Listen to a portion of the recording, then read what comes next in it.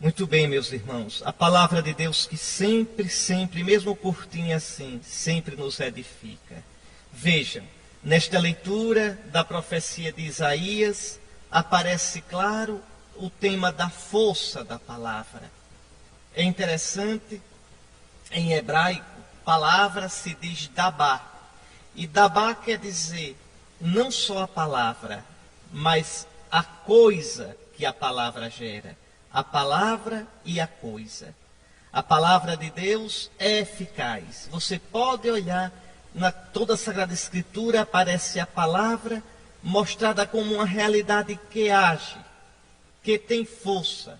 Ela faz acontecer aquilo que anuncia. Eu vou lhe dar algumas citações da Sagrada Escritura, só para que você veja essa palavra como tem força.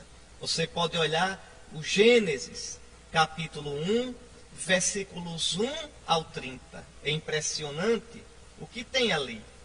Tem que Deus criou tudo pela sua palavra. Ele disse e tudo se fez. Ele falou e tudo foi criado. Então a palavra de Deus não é simplesmente um sopro de voz como a palavra humana. A palavra de Deus é dabá, isto é, faz acontecer aquilo que ela diz. Uma palavra que recria, cria, recria, ressuscita, cura. É por isso que é importante a gente ler, rezar, meditar, repetir com os lábios baixinho a palavra de Deus, porque ela realmente nos renova. Você pode olhar também a este respeito o Salmo 33, 32. Salmo 33, 32. Olha aqui como diz bonito. Ele falou e tudo se fez. O Senhor falou e tudo se fez. Ordenou e tudo começou a existir. Então, uma palavra cheia de poder.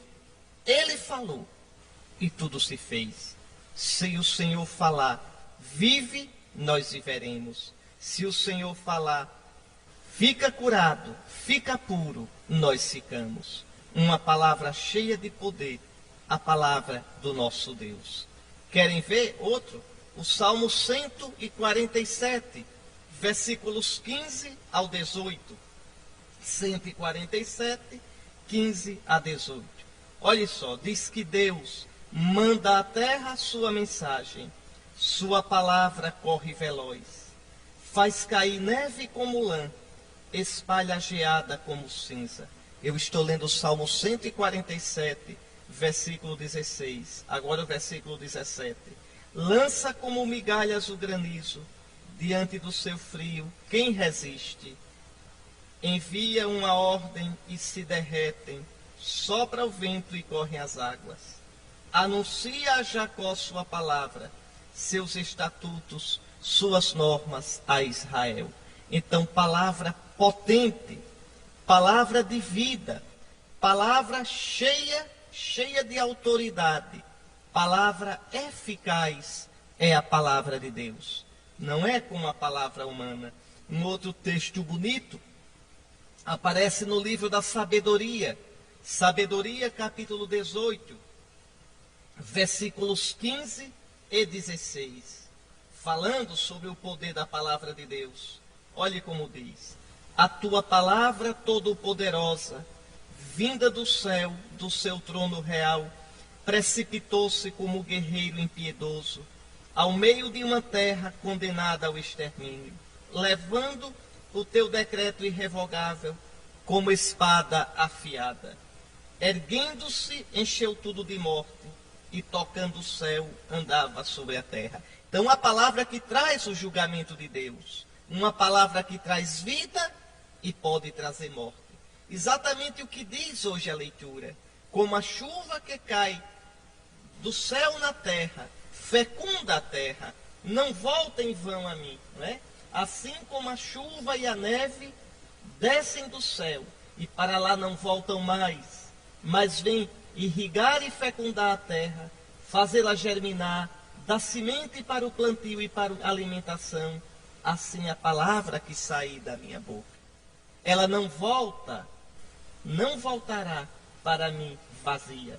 Realizará tudo o que for de minha vontade. Produzirá os efeitos que pretendi ao enviá-la. Palavra forte, a do nosso Deus. Palavra viva e eficaz, a do nosso Senhor. Depois ainda, dê uma olhadinha no profeta Isaías, no capítulo 44, versículos 26 ao 28. Vale a pena. Isaías 44, 26 a 28. Anote aí no seu caderno, ou procure logo na sua Bíblia. Olha aqui. Confirmo, porém, a palavra do meu servo, e realizo os prognósticos dos meus mensageiros. Eu digo a Jerusalém, serás habitada, e as cidades de Judá sereis reconstruídas. Levanto suas ruínas. Sou eu que mando o lago se esgotar e faço secar em seus afluentes. Veja, um Deus que tem força, um Deus que diz ser reconstruído e é reconstruído. Sou eu que falo do rei Ciro, é o meu pastor, e todos os meus planos ele vai realizar. E digo a Jerusalém, tu serás reconstruída, e ao templo de novo se lançam os teus alicerces. Então eu digo, e assim acontecerá. Então, que coisa bonita. Mas quem é esta palavra? Você pode logo pensar, é a Bíblia? Não. É verdade que a Bíblia contém a palavra de Deus. É verdade que na Bíblia a gente encontra a palavra de Deus. Mas a palavra de Deus não é primeiramente a Bíblia. Aqui está um erro de muita gente, sobretudo de muitos dos nossos irmãos protestantes. Um engano. A palavra de Deus não é primeiramente a Bíblia. Não é um livro, não são letras. Não. A palavra de Deus é primeiramente uma pessoa. A palavra de Deus é Jesus. No princípio era a palavra, e a palavra estava com Deus, e a palavra era Deus, e a palavra se fez carne e habitou entre nós, e nós vimos a sua glória. Quem é essa palavra? Quem é esse verbo de Deus? É Jesus Cristo. Está lá no Evangelho de João, no capítulo 1, nos versículos 1 a 14. No seu Filho Jesus, o Pai nos disse tudo. No seu Filho Jesus, o Pai nos falou tudo. É Jesus que nos fala da parte do Pai. É Jesus que nos mostra o Pai. A Sagrada Escritura, toda ela, é em certo sentido a palavra que é Jesus explicada. A Escritura, ela fala de Cristo, do Gênesis ao Apocalipse. A Escritura, você imagine um pergaminho fechado.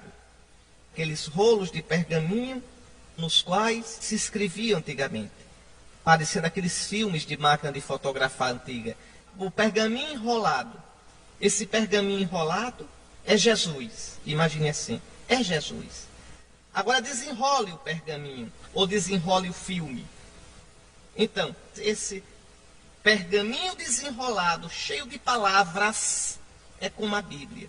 Essas palavras nada mais são que um modo de dizer, de explicar, de falar a única palavra que é Jesus.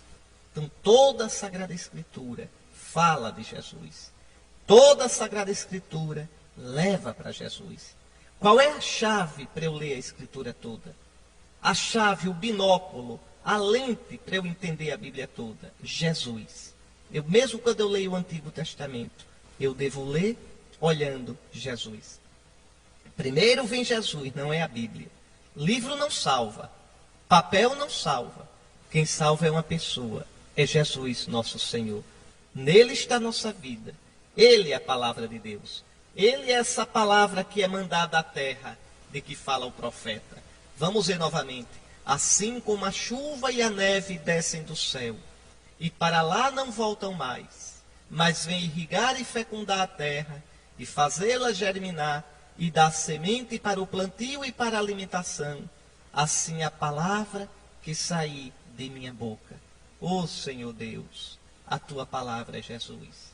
É o teu Filho amado, é o teu verbo eterno, que saiu da tua boca, que saiu do teu coração e veio habitar entre nós. Não voltará para mim vazia, antes realizará tudo o que for de minha vontade e produzirá os efeitos que pretendi ao enviá-la. Isso, Senhor Deus, o teu Jesus, o nosso Jesus querido, o teu Cristo, é esta palavra que veio, que plantou o teu reino nos nossos corações e no coração do mundo, que nos trouxe a tua luz, o teu caminho, a tua vida, e que voltou a ti sem nos deixar, voltou a ti vivo, voltou a ti ressuscitado, voltou a ti grande trigo que morreu, mas deu fruto de vida eterna.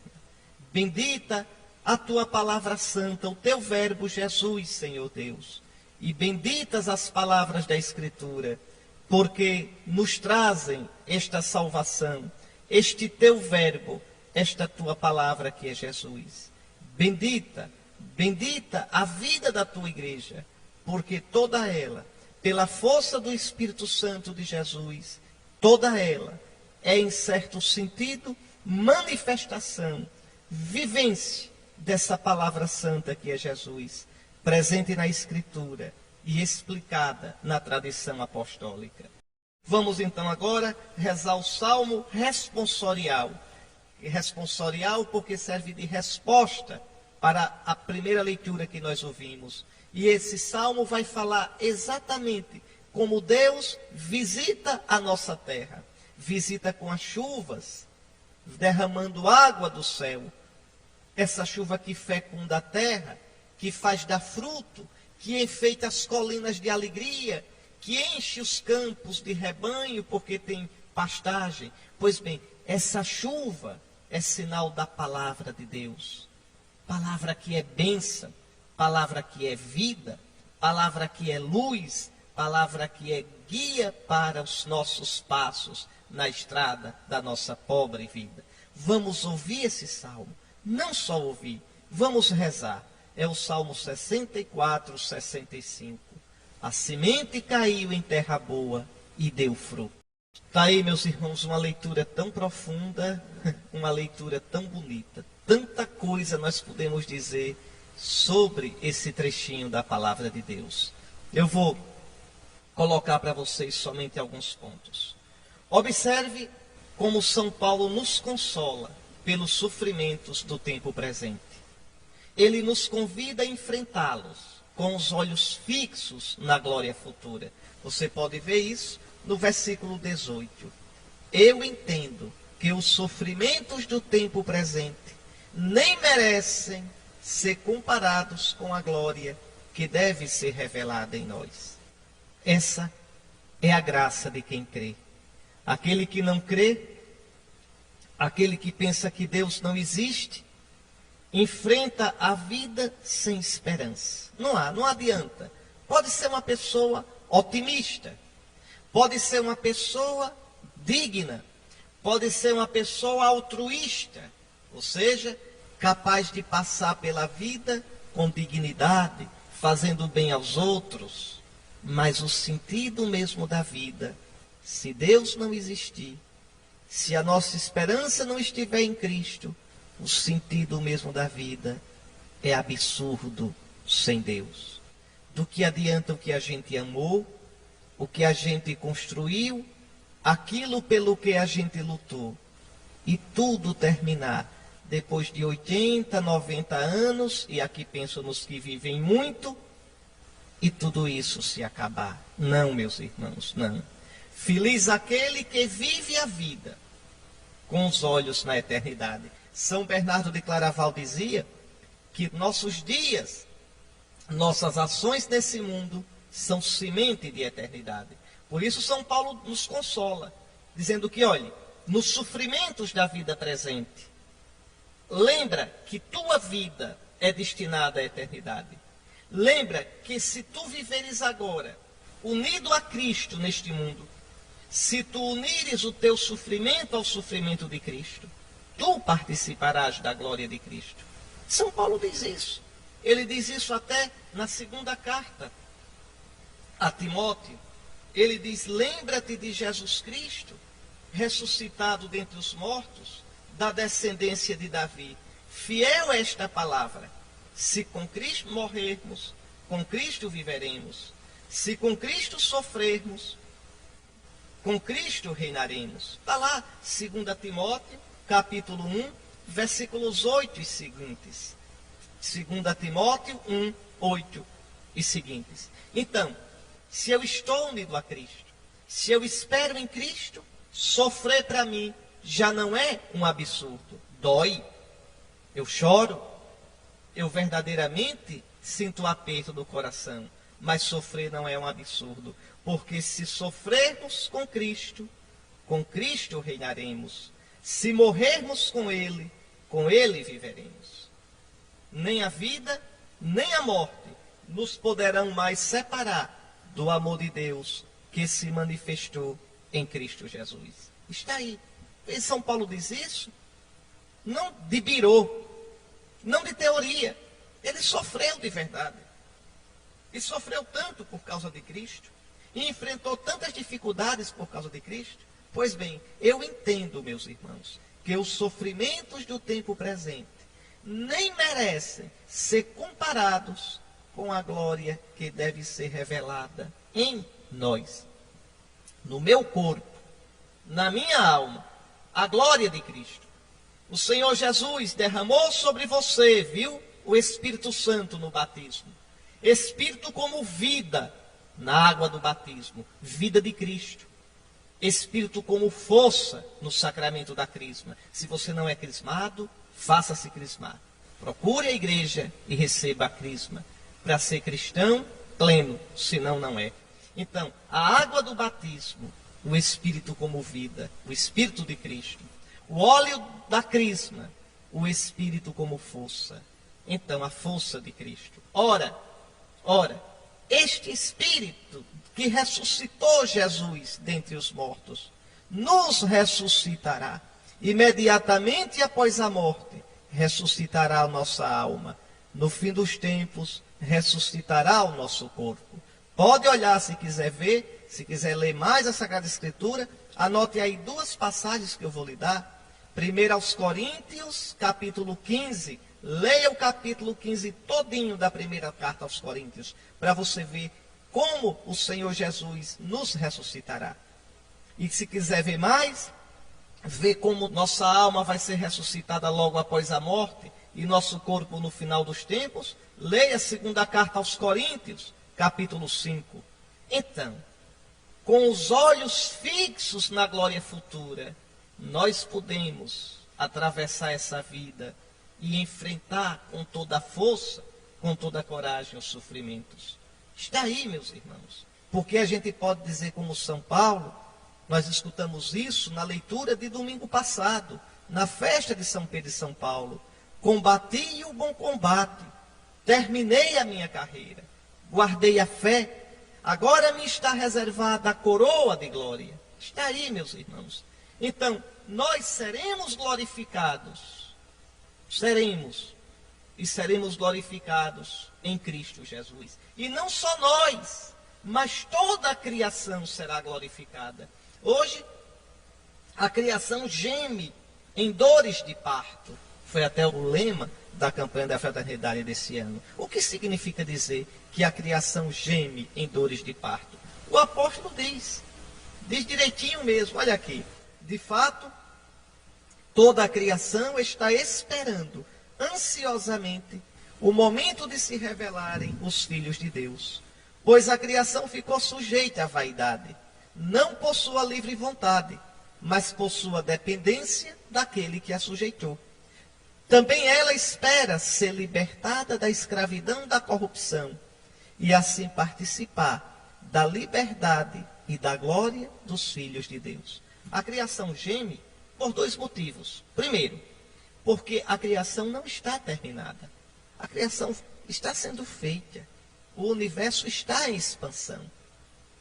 Observe no livro do Gênesis, naquela poesia que conta a criação do mundo, ali não é uma reportagem, ali é uma poesia. Observe que a criação ela vai se desenvolvendo aos poucos, que não é de uma vez só. O que é que a Escritura quer dizer com isso? Que a criação é um caminho. que a criação está caminhando. O planeta está mudando, o universo todo vai mudando constantemente em expansão. Então a criação geme porque ela está caminhando para nascer. E não nasceu ainda não, Dom Henrique? Não, ela está em dores de parto. E quando é que ela vai nascer? Quando Cristo, nossa vida, aparecer em glória. A nova criação, a criação gloriosa, aquilo de que fala João no Apocalipse. Eu vi um novo céu e uma nova terra, porque o antigo céu e a antiga terra tinham passado e o mar já não existe. Então, a nova criação, a criação agora totalmente glorificada por Deus. Deus criou tudo para isso, meus irmãos, para isso. Está lá, olha, Apocalipse de São João, capítulo 21, versículos 1, e pode ir lendo, seguindo. Olha aqui, Apocalipse 21, vi então um novo céu e uma nova terra, pois o primeiro céu e a primeira terra, quer dizer, este mundo, passaram, e o mar já não existe. Por que o mar? Porque na Bíblia o mar é símbolo da revolta contra Deus, do pecado. Vi também a cidade santa, a nova Jerusalém, a igreja transfigurada, descendo do céu, de junto de Deus, vestida como noiva, enfeitada para o seu esposo. Que coisa mais linda! A igreja, nossa mãe católica, a esposa de Deus. Então, ouvi uma voz forte que saía do trono e dizia: esta é a morada de Deus com os homens. Ele vai morar junto deles, eles serão seu povo, e o próprio Deus com eles será seu Deus. Ele enxugará toda lágrima dos seus olhos. A morte não existirá mais. Que sonho, hein? Morte aqui não é só a morte do caixão, não. Morte aqui é a tristeza, as ambiguidades da vida, as incertezas, a solidão, nossos medos, a luta de cada dia. Nada disso existirá mais. Não haverá mais luto, nem grito, nem dor, porque as coisas anteriores passaram. Aquele que está sentado no trono disse: eis que faço novas todas as coisas. Que coisa mais linda. Apocalipse, capítulo 21, versículos 1 ao 5. Então, a criação geme com dores de parto. A criação, meu querido irmão, minha querida irmã, está a caminho para nascer. Para nascer. Então ela geme por isso. Geme para a vida. Geme para a plenitude, como uma criança que vai nascer. Jesus usa essa mesma imagem no Evangelho de João, que a mulher, quando chega às suas dores de parto, ela se entristece, mas depois se alegra por ter colocado um homem no mundo. Assim é a criação. Mas a criação geme também com dores de parto por outro motivo. Não era para gemer por esse outro motivo, mas geme. Qual é o motivo? É que o ponto mais alto dessa criação visível é o homem. O ponto mais alto da criação invisível são os seres espirituais, os anjos, os arcanjos, querubins, serafins, tronos, dominações, potestades. Bem, mas a gente está falando aqui da criação visível, deste mundo visível, deste mundo material, não do mundo somente espiritual. Então, por que é que a criação geme? Porque o homem, que é o cabeça dessa criação visível, que é o mordomo, que é, entre aspas, o rei dessa criação visível, ele pecou, ele se entregou à vaidade. Vaidade na Bíblia quer dizer nada, quer dizer vento, quer dizer o que não tem substância, quer dizer aquilo que é idolatria. O contrário de vaidade é glória. Glória é o que não passa, o que é eterno, o que fica, o que perdura. E é Deus que é glória. Tudo que está contra Deus, tudo que é sem Deus, tudo que é fora de Deus é vaidade. Vaidade das vaidades, diz o Eclesiastes, tudo é vaidade. Então, o homem pecando, O homem querendo construir a vida dele sem Deus, o homem caindo na besteira de pensar que pode se salvar, pode ser pleno, pode ser feliz sozinho. Ele se entregou à vaidade e arrastou a criação com ele. A criação como ela existe hoje é uma criação ferida pelo pecado do homem. A gente vê isso na destruição da natureza, mas a gente vê isso de um modo muito misterioso também. A gente nunca vai entender isso. A criação que é tão bonita, a criação que é tão bela, ela tem aspectos também tenebrosos. Ela tem, sim, é um mistério muito grande. As catástrofes, essas coisas violentas da criação, misteriosamente, tem um vínculo com esse fato do nosso pecado. Claro, a ciência pode determinar as leis da natureza. A ciência pode explicar os fenômenos. Mas o sentido profundo desses fenômenos, a ciência jamais poderá explicar, porque não cabe a ela, porque ultrapassa a capacidade dela. A ciência trabalha com fatos quantificáveis, verificáveis, que eu possa tocar, que eu possa medir, que eu possa reproduzir, que eu possa de verdade mensurar. Ora, isso é papel da ciência. Mas o sentido profundo das coisas ultrapassa tudo isso. Ultrapassa o tocar, o medir, veja, o apalpar, ultrapassa. Então, o que a Escritura diz é que a criação sofre com dores de parto. Repito, sofre por dois motivos. Vamos lá recordar? Sofre porque a criação é criação continuada. Deus continua sustentando a sua criação. Deus continua criando em cada criança que nasce, em cada flor que se abre, em cada broto que germina, em cada semente que se abre para a vida, em cada sorriso, em cada palha de coqueiro balançada pelo vento, em cada rio que corre, no murmúrio do mar, nas estrelas que explodem, nas galáxias que se expandem. Deus continua a sua obra criadora. O Espírito de Deus, que nos vem por Jesus nosso Senhor, sustenta toda a criação. Enviais o vosso Espírito, Senhor, e tudo é criado, e renovais continuamente a face da terra. Também me renova, também me renova. Então vejam, a criação está em dores de parto, primeiro por isso. Né? É um parto, vamos dizer assim, positivo. É um parto positivo. Mas as dores de parto também existem pelo pecado do mundo. E aí a criação está submetida à vaidade. Vaidade no sentido que eu acabei de explicar. Vaidade quer dizer o que passa, o que não se sustenta. O ídolo é vaidade. A idolatria é vaidade. E por quê? Não por própria vontade, mas por vontade do homem que pecou. Você pode ler aí os versículos dessa segunda leitura. Mas, como nós um dia seremos glorificados no nosso corpo, na nossa alma logo após a morte, eu repito sempre isso. Quem morre não fica dormindo, por favor. Isso não existe na Sagrada Escritura. No Antigo Testamento, sim. Quem morria ficava esperando a ressurreição final. No Novo Testamento, não. E por que se fala em sono? No sentido metafórico de dizer que se está dormindo, desperta. Se está dormindo, é uma coisa passageira.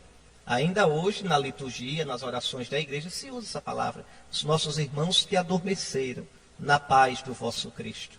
É uma metáfora. Por favor, estudar aí um pouquinho em português. O que significa as metáforas, né? Sempre existiram metáforas para falar. Isso é tão bonito.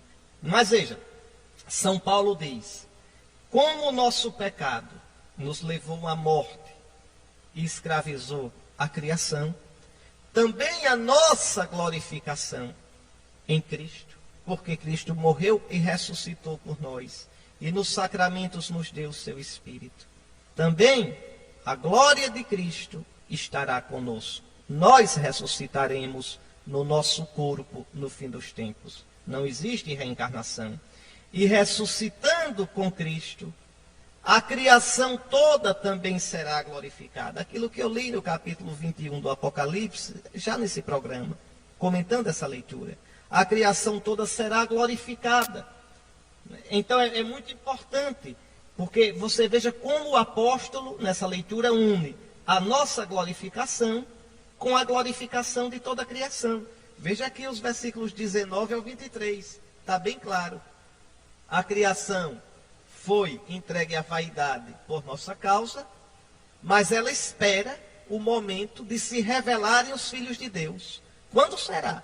Na vinda de Cristo, quando nós ressuscitaremos na carne, no nosso corpo. Então, quando esses filhos de Deus, nós, forem glorificados, também a criação será libertada da escravidão, da corrupção, para participar da liberdade e da glória dos filhos de Deus. E São Paulo diz uma coisa bonita. Veja, não somente a criação, mas também nós, gememos esperando essa hora bendita, em que nós seremos glorificados, em que nós passaremos dessa vida limitada, dessa vida pequena, dessa vida com tanto vai e não vai, com tanto sofrimento, para uma vida plena. Então, nós esperamos, e nós já temos agora as primícias, os primeiros frutos, o gostinho desse mundo que vem, dessa glória que vem. E que gostinho é esse? Que primícias são essas? O Espírito Santo, que a gente recebeu do batismo, na crisma, que a gente recebe em cada Eucaristia, porque na Eucaristia a gente recebe o corpo do Senhor ressuscitado, cheio do Espírito Santo. Então, o Espírito que ressuscitou Jesus, o Espírito que glorificou Jesus, já está em nós, agindo em nós, e agindo na criação, e glorificará tudo um dia, no dia de Cristo, no dia final. Então, é muito bonito. E aqui vale a pena pensar o que nos ensina a fé católica sobre este tema. Tem que ficar bem claro na cabeça da gente.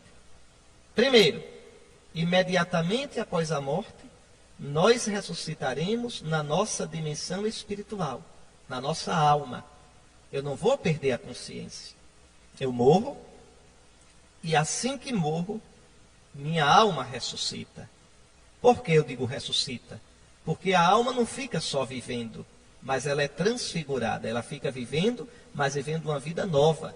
A vida de Cristo ressuscitado. Nossa alma, depois da morte, ela fica como a alma de Cristo ressuscitado. Um morto que esteja no céu, que esteja glorificado, não pode sentir tristeza, nem saudade, nem angústia, nem dor. Nada disso. É todo glorificado, banhado na glória do Espírito de Cristo, no Espírito de glória. Então isso é logo após a morte, está certo? No final dos tempos, quando toda a criação for transfigurada pela ação do Espírito de Cristo, veja, aí vem o segundo ponto, tá certo? O Espírito do Cristo ressuscitado. Então, quando toda a criação for transfigurada, também nossos corpos, que foram destruídos pela morte, ressuscitarão em glória. E como é um corpo ressuscitado? Não sabemos. São Paulo, na primeira carta aos Coríntios, no capítulo 15, chama de insensato aquele que quer descrever aquilo que os olhos não viram, os ouvidos não ouviram e o coração humano nem sequer pôde imaginar. Se você conseguir imaginar o céu, então não é o céu. Você está pensando nas coisas daqui da terra. Se você conseguir imaginar como é um corpo ressuscitado, você não está pensando num corpo ressuscitado, mas um corpo aqui da terra. Não tem jeito.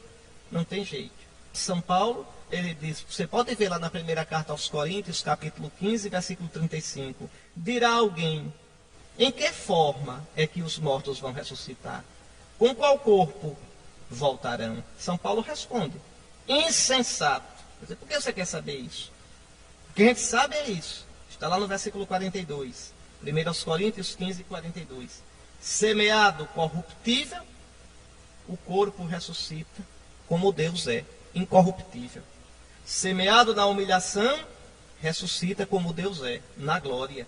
Semeado na fraqueza total, ressuscita como Deus é, no maior dinamismo, todo vivo, todo cheio de energia. Semeia-se um corpo só com uma vida natural, é o nosso. Ressuscita um corpo espiritual, quer dizer, cheio do Espírito Santo. É isso. Então, e toda a criação será um dia glorificada. Às vezes a gente pensa assim, o mundo vai acabar. Não, não vai acabar. Vai passar essa criação velha. Vai passar essa criação sujeita à vaidade. Mas não vai se acabar, vai ser transfigurada. Então existe, portanto, isso é a doutrina da Igreja Católica, da Santa Igreja de Cristo. Tá certo? Existe uma misteriosa e íntima solidariedade entre o mundo material e o nosso corpo, que é parte deste mundo material. Eu queria ainda fazer uma observação, já falei aqui hoje, mas queria só amarrar antes de a gente terminar. Quando o apóstolo fala vaidade, né, o significado da palavra vaidade é inconsistência, fugacidade. Vaidade é aquilo que passa, que não dura, que não tem substância. Vaidade também são os ídolos, eles são ilusão. E quantas idolatrias a gente tem na nossa vida, né? Quando a gente idolatra essas coisas, idolatrar jogador de futebol, ator de televisão, de cinema, colocar acima de Deus como um ídolo, um amigo, uma amiga, alguém da família, um emprego, dinheiro, sucesso, fama, tudo isso é burrice pura, meu irmão. Desculpe a palavra, mas é burrice. É você apoiar a sua vida no que é inconsistente, no que não dura, no que se perde. Vaidade, ilusão, mentira. É isso que São Paulo quer dizer. O homem, cabeça da criação, com o seu pecado, tiranizou, prejudicou todo este mundo. Agora, sujeito à vaidade. Mas um dia, no dia final, este mesmo mundo será glorificado em Cristo. Está aí. Vale a pena você reler essa leitura toda, essa segunda leitura, para compreender bem, agora com essas explicações, o que São Paulo, o santo apóstolo, está querendo nos dizer. Muito bem, meus irmãos. Esse evangelho é belíssimo. Nós estamos começando a ouvir o capítulo 13 do evangelho de São Mateus. É o centro deste evangelho. É o capítulo no qual Jesus, falando em parábolas, apresenta o mistério do reino dos céus, ou do reino de Deus. O que é o reino? Jesus não dá uma definição. Ele conta histórias que mostram a natureza desse reino bendito que ele veio trazer. O reino do Pai do céu, o reino do céu. São histórias tão bonitas. E é interessante que são 7 parábolas. Tome a sua Bíblia e veja. Conte, pegue sua Bíblia. Olha aí no capítulo 13 de São Mateus. Você vai ver que são 7. Porque 7 significa plenitude, perfeição. Nessas 7 parábolas, Jesus quer nos entregar o mistério do reino de Deus. Esse reino que ele veio implantar no nosso coração. 7. O reino dos céus é como o semeador que saiu jogando a semente. O reino dos céus é como o grão de mostarda, que é pequenininho e se torna o maior de todos. O reino dos céus é como a mulher que joga um pouquinho de fermento na massa e ela fica toda levidada.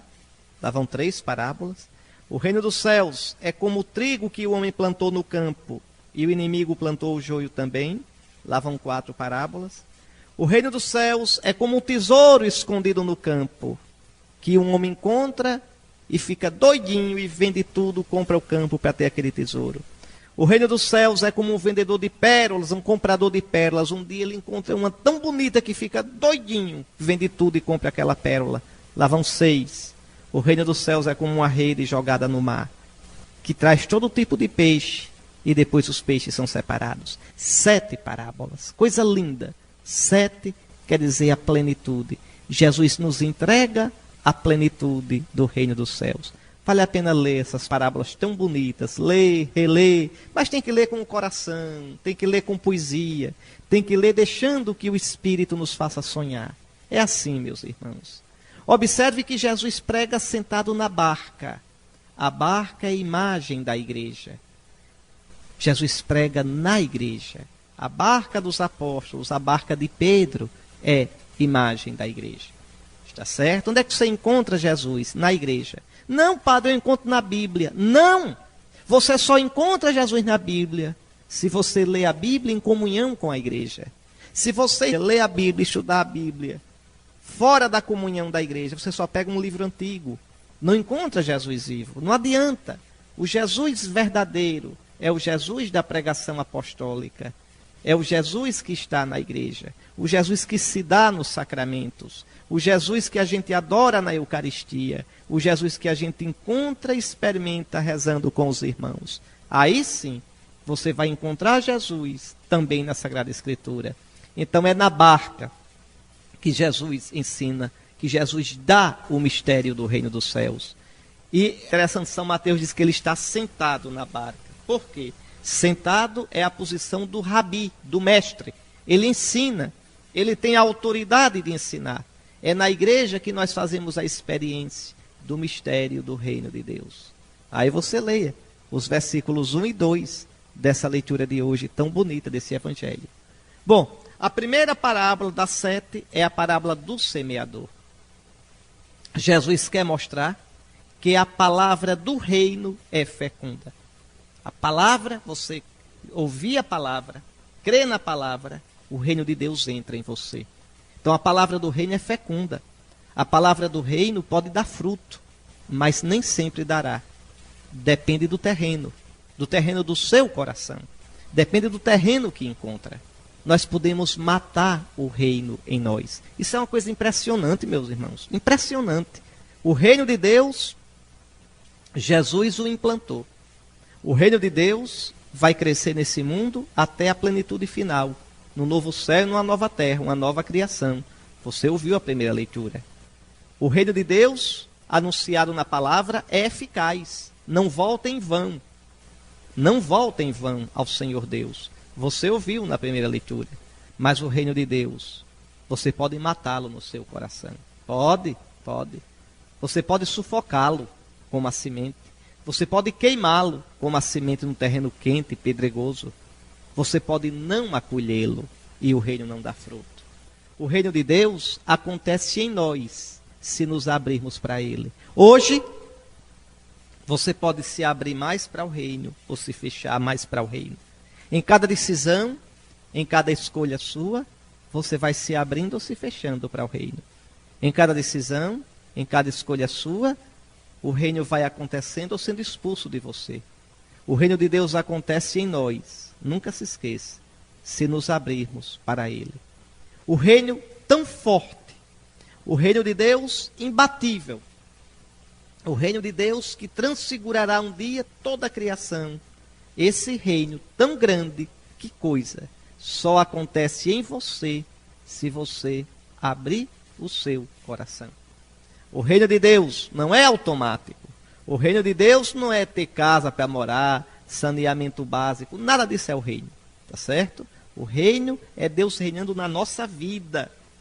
Primeiro na sua vida, hoje, reinando nas pequenas coisas. Quando o reino de Deus reina, acontece em mim, em você, em todo o mundo, nas pessoas, ele vai aparecendo fora de nós, porque mudam as relações da pessoa.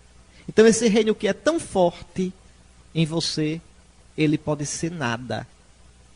Ele pode ser inútil, porque você matou, como a semente.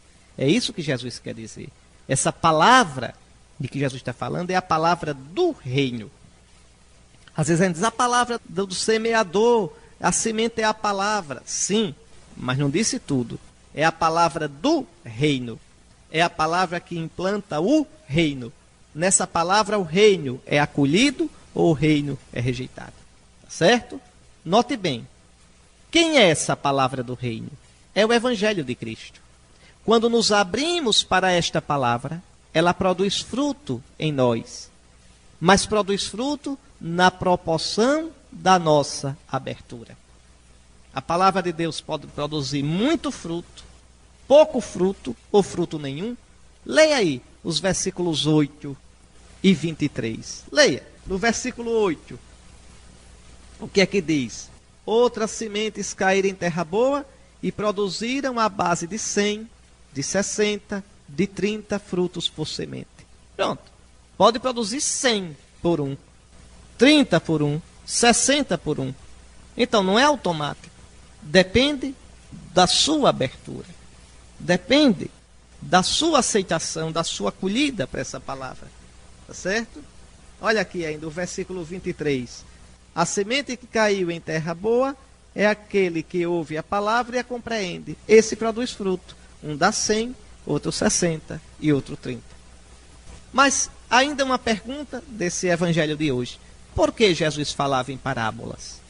Falava para que os ouvintes compreendessem com facilidade.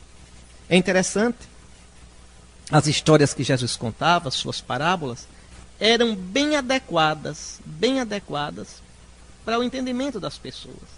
Falava de colheitas, falava do pastor com as ovelhas, falava do grão de trigo que morre, que cresce, falava de coisas, de pesca, de pássaros, de flores, de coisas comuns àquela região da Galileia, onde ele viveu há 2000 anos atrás.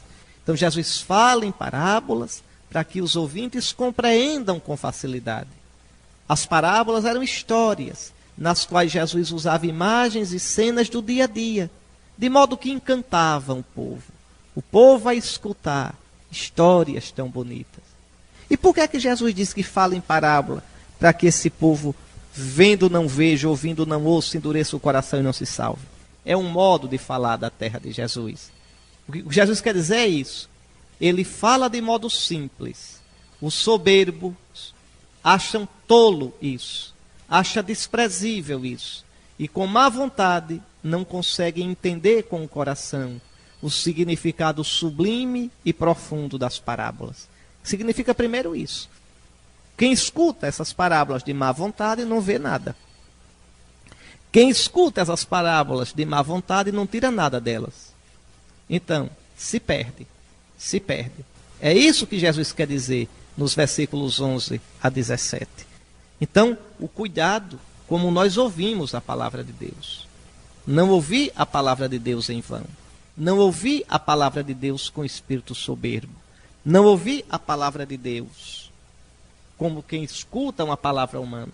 Aquele que ouve a palavra de Deus querendo julgá-la, ficará sem entender nada. Pode ter todo o estudo do mundo, pode estudar teologia, pode estudar a Bíblia, mas se escutar a palavra de Deus como uma palavra humana, está perdido. Então é isso que Jesus quer dizer. E aí a gente deve olhar com toda atenção o modo como a gente está ouvindo a palavra de Deus. Por exemplo, aqui todo domingo a gente se encontra. Como você escuta a palavra de Deus? Escuta com um coração orante? Escuta com o desejo de fazer essa palavra de Deus acontecer na sua vida? Escuta com o espírito realmente de obediência, de humildade? Ou escuta de modo desatento? Ou escuta de modo soberbo? Ou escuta querendo julgar a palavra de Deus e dizer: eu concordo com isso da palavra de Deus, com isso eu não concordo, eu pratico isso, isso eu não pratico. Aqui está a questão. Cuidado no modo como ouvis.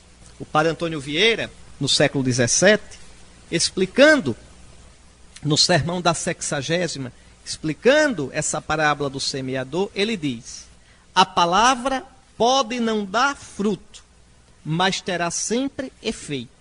Sempre. Um efeito de vida e salvação para aquele que a escutou. E um efeito de inferno, de danação eterna, de condenação para aquele que fez pouco dela. Oh, meus irmãos, que Nosso Senhor livre a gente dessa palavra ter um efeito triste desse em nós.